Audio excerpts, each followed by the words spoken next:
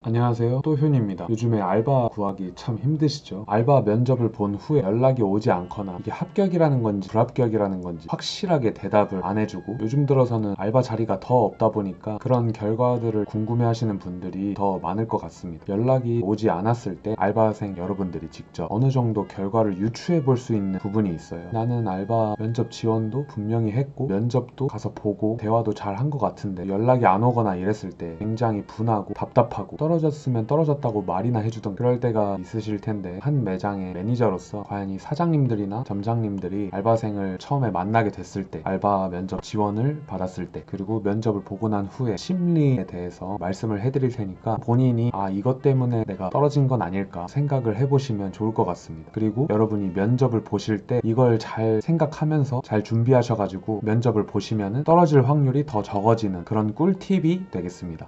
첫 번째는 면접 공고예요. 쉽게 건너뛰는 사람들이 굉장히 많습니다. 사장님이나 점장님이 실수로 면접 공고에 자세히 적어놓지 않았을 때는 알바생 입장에서도 난감하죠. 어떻게 해야 될지 모르겠으니까. 근데 면접 공고에다가 지원 방식이나 또는 준비물은 뭔지, 어떤 시간에 방문해야 하는지 이런 것들을 자세히 적어놓은 분들이 꽤 많아요. 대부분 제대로 매장을 운영하시는 분들이라면 그런 방법들을 점장의 입장이나 사장의 입장, 자기 스케줄에 맞춰서 잘 써놨을 거란 말이에요. 근데 이 공고문대로 지원을 하지 않았을 때, 그때는 보통 면접을 보기도 전부터 떨어지게 되는 경우가 많습니다. 또 요즘 같은 경우는 너무 알바 자리가 없으니까 면접 보러 오는 사람도 정말 많아요. 매장도 봐야 되고 바빠 죽겠는데 면접을 또 다 일일이 볼 수는 없으니까 처음부터 걸러내시는 분들이 요즘엔 꽤 많아졌어요. 잘나서 그런 것도 아니고 면접 볼 시간조차도 내기가 너무 힘드니까 어쩔 수 없이 자기 스케줄에 맞게 그냥 공고를 올릴 뿐입니다. 저 같은 경우에는 전화로만 지원을 받아요. 그리고 전화를 제가 받지 못했을 시에는 전화 받지 않아서 문자로 남깁니다, 이렇게 쓰면 된다고 저는 공고에 정확히 명시를 해놓거든요. 이력서 하나를 써오긴 하는데 사진은 빼고 오셔도 된다 공고를 해놓습니다. 그 증명사진이 되게 비싸잖아요. 어차피 얼굴 보면서 얘기를 해볼 건데 떨어지게 되면 돈이 너무 아까우실 것 같아서, 아무튼 제가 올린 공고를 제대로 읽어주고 거기에 나온 대로 전화를 해준 분들을 면접을 보고 싶게 되는 거죠.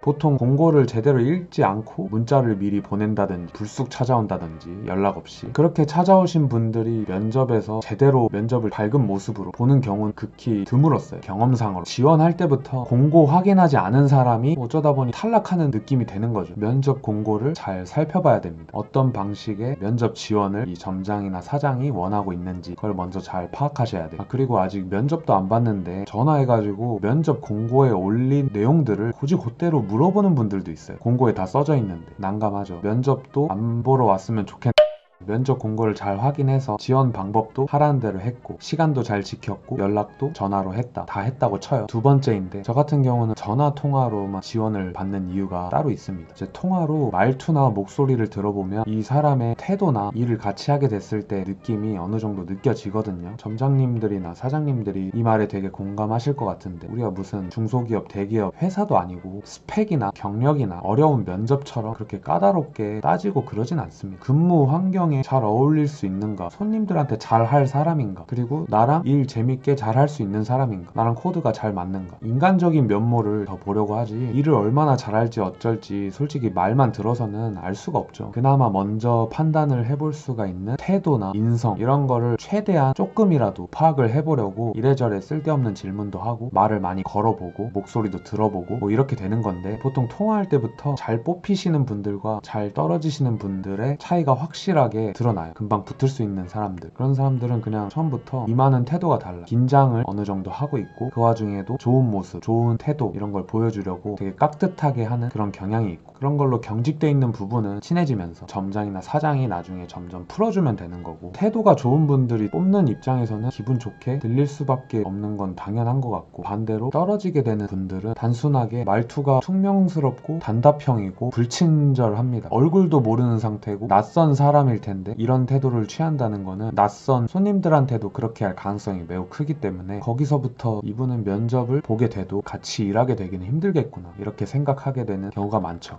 마지막으로 면접을 봤는데 내가 떨어진 건지 좀 알고 싶다. 자기가 면접 때 어떻게 했는지 한번 체크해 보시면 되겠죠. 일단은 무표정이었거나 되게 정색하고 있는 그런 표정, 웃음기가 없고 째려본다거나 그런 느낌의 표정이었으면은 웬만하면 점장님이나 사장님이 정말 급한 경우가 아니라면 거의 90% 이상은 떨어진 거라고 보시면 돼요. 아르바이트를 정말 쉽게 생각하시는 분들이 있어요. 물론 회사 생활이나 중소기업, 대기업 또는 작은 사무실, 소기업 이런 곳들에 비하면 알바 면접이 확실히 따질 게 적고 까다롭게 굴만한 필요가 없는 건 사실입니다. 근데 돈을 받는 일이고 가장 기본적인 거 웃음과 친절한 태도, 돈을 주고 고용하는 입장에서 기본적으로 이 정도는 어쩔 수 없이 따지게 되는 거라는 생각이 들어요. 단답형과 무표정, 무반응, 탈락하게 되는 그냥 애초에 면접을 볼 때부터 왜 면접을 보러 오셨지? 이런 생각부터 들어요. 어떤 사람인지 별로 안 궁금하고.